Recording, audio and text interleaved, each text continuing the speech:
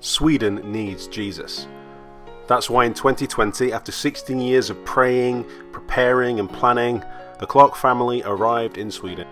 Our dream is to spend the rest of our lives serving the gospel here in Sweden by planting a gospel-centered, Bible-teaching community of God's people, because we believe that the local church is God's primary mission strategy to reach the whole world. Hi guys, and welcome to week 2 of the Mission Sweden blog. I have a very simple idea today. I don't know if any of you have seen, but on Netflix they have these How Nordic Are You quizzes. And it's really interesting to watch these actors on Netflix shows answer questions about which reveal just how Scandinavian they are.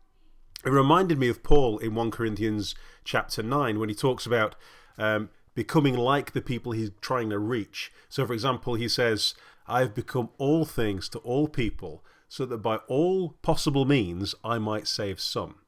And of course, we've lived in Sweden for a year now, and I've been studying SFE, and I've been experiencing the culture and the language, and meeting people, making new friends. I've been living in Swedish homes, eating Swedish food, enjoying Swedish coffee.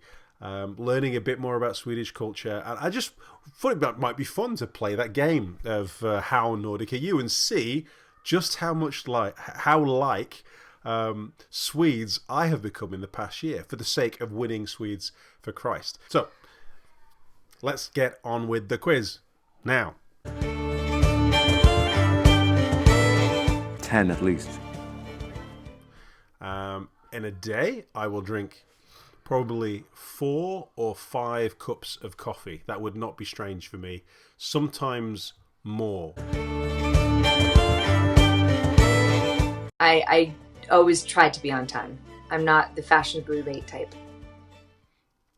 No. Anyone that knows me, I am not usually on time. So, no. Yes. Everyone in the Clark family now owns a pair of ice skates, and that might just be a good time to show you this. Hello, here I am. I'm not skating on a lake. I'm skating on the sea.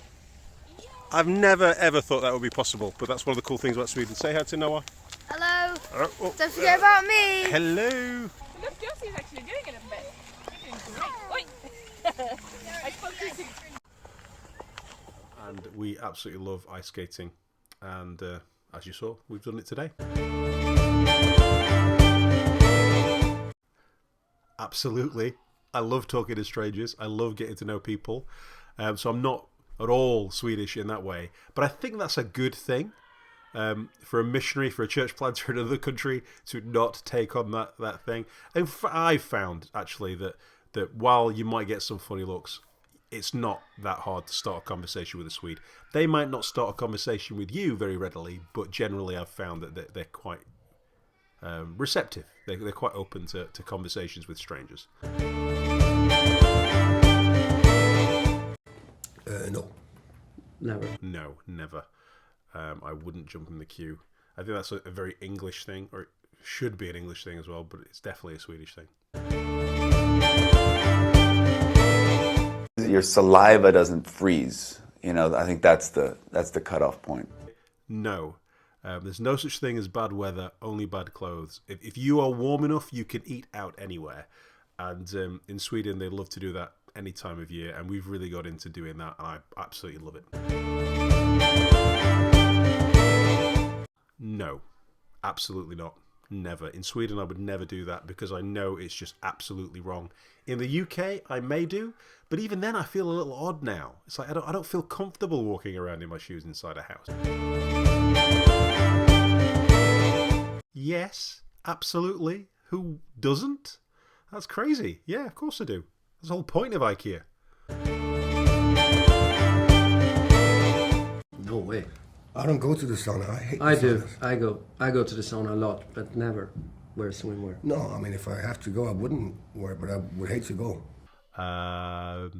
No, I don't. So we have a sauna in this house that we have now. A lot of Swedish houses have them, so it's not a massive luxury here.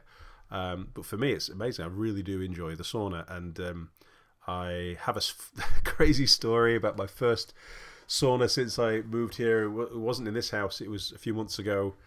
So I had a sauna, my first Swedish experience sauna, with 2 off-duty priests and a heart surgeon in this tiny little squashed sauna. And we were all completely naked. And it was weird.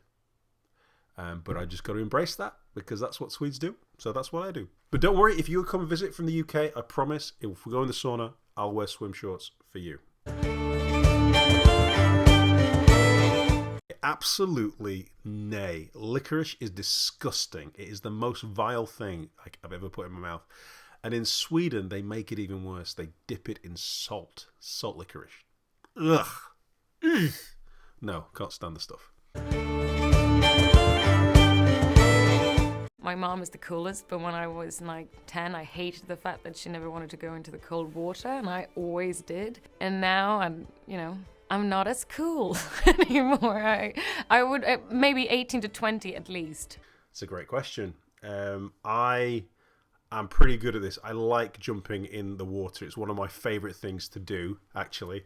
So I wouldn't say I've never done it freezing, but I've done it pretty cold. I've done it in the autumn. So I'd say 10 degrees plus, maybe. I've done that. I think in the Swedish culture, they're going to say yeah, and they swear a lot in English and in Swedish. I hear it all the time, even in the kids' schools. I know in the boys' classroom there is a lot of swearing. So I think the answer, for me, the answer is no. I don't like swearing. I don't do it. How Nordic am I? The answers are in. I am 57% Nordic. Slightly better than not, I suppose. Maybe I've got a little bit further to go. I'll put this test in the description below, and you feel free to go in there. You let me know if you're more Swedish than I am. And if you are more Swedish than I am, maybe you should come and join us in planting a church in Sweden. Deal? Great. So thank you for watching this far. It's a bit of a longer video than I thought it was going to be, but I hope it was a bit of fun. Please like, comment, subscribe. It will help to spread the word of what we're doing here. And I look forward to seeing you again next week. So goodbye from Sweden.